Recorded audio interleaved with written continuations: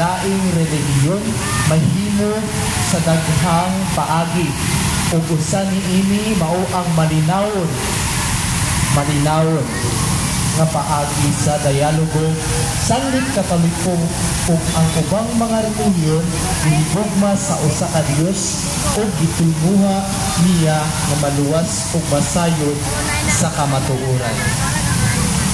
Ingon sa sulat ni San Pablo, gihigugma kita sa usa ka Dios apan aduna kita nagkalain-laing paagi sa pag-interpret nga makonektar kita sa Dios.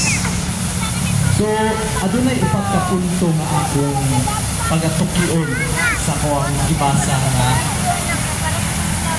biblical passage galing kay San Pablo. Una, dialogue is an act of love.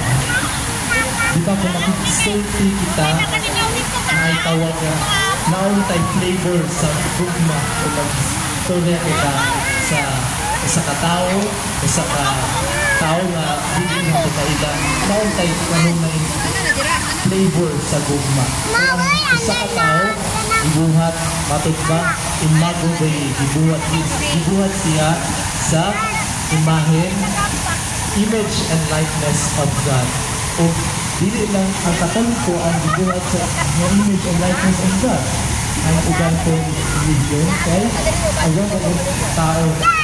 Ang tanang tao ibuhat sa image and likeness of God. So we are called also to speak with them, to dialogue with them. Ikaduha, dialogue as a path toward truth. The church teaches that Christ is the fullness of truth and salvation.